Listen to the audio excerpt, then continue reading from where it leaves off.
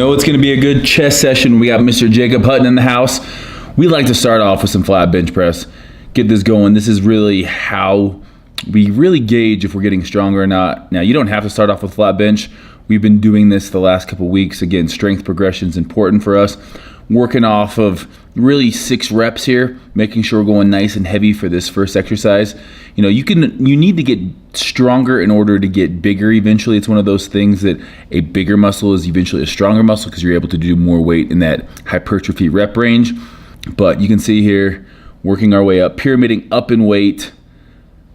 I'm really trying to make sure my elbows don't flare out too much here. That's always been kind of my issue. Jake, of course, is just a massive bench presser. From there, we go straight into our decline work.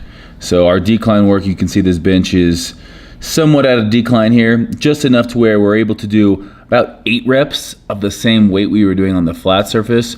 We're doing here on the decline. Again, decline, we're focusing a little bit more on lower chest. And then this machine, I'm a big fan of the Pec Deck. This one was even cooler. I've never seen anything like this. The bench is actually at an incline. So it's an incline chest fly machine. And what we're doing is we're supersetting it with our decline.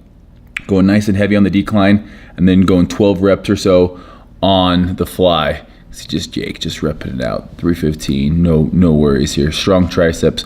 Triceps are gonna be a big factor in bench pressing. So we wanna always make sure that we, use our triceps at that last 1/3 of the movement. You can see we're leaning back. It's because of that incline, getting a nice stretch.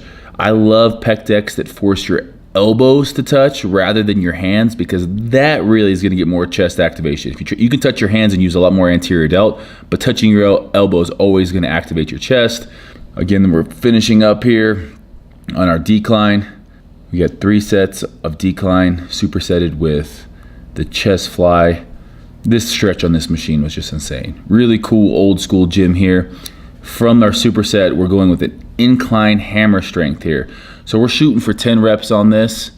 And if you're not making crazy faces, are you even working out, bro? That Gymshark camo though is looking really, really clean if I do say so myself. Need a haircut, but good set, Steve. Let Jake have a turn. From there, we're going into our incline chest flies. Now, with this one, you can see I'm trying to keep my elbows somewhat, locked out. Not all the way locked out, but just a little bend in there. And then at the bottom, I'm rotating, getting a good stretch, and then trying to touch my elbows at the top, which really forces me into a supinated position here. Now, this move can be hard on your shoulders. As you can see, I'm only using 25 pounds in each hand. Jake's turn. Yo, shout out to Jake for the hat. That's not a hat I could pull off, but Jake, you're looking like white man can't jump. And no one's going to say anything to you because your barbed wire tattoo is scaring all of us. Good stretch. All about that stretch here. Second set here. Biggest thing, keeping the elbows to the side. The lats are engaged. So what I mean by that is my chest is out, my lats are down, and I'm pinching with my shoulder blades and then squeezing, pressing away at the top. I think I had one more in you. You had one more in you, Steve. Don't shortchange yourself there. Triceps just hanging off the bone. Good stretch, rotate and come up. I really like doing my flies like this. Rotate at the bottom and then again, try to touch my pinkies together basically, which again, leaves me in a supinated position at the top. I think you guys can actually get that Gymshark camo shirt. It's been up on the site for a minute now. This was my first time wearing it. Again, this gym is about as old school as it gets. Every machine probably is older than me, but it's one of those things that they're just broken in just perfectly now.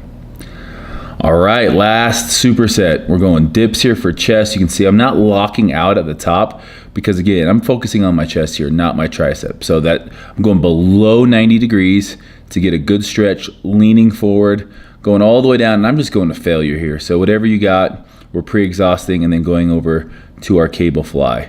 So going down, touching our hands, getting a nice stretch. Again, trying to keep the same elbow angle throughout the entire movement.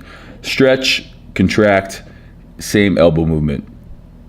Jake does his dips a little bit differently than for my chest dips.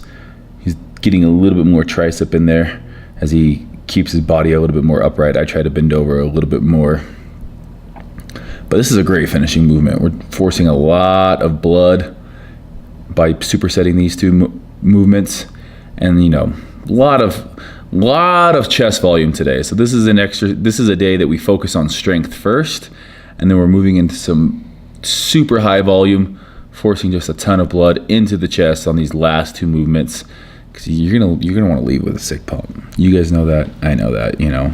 It's a chest day must. So we hit the strength movements, and then we move on and make sure that we're doing some volume.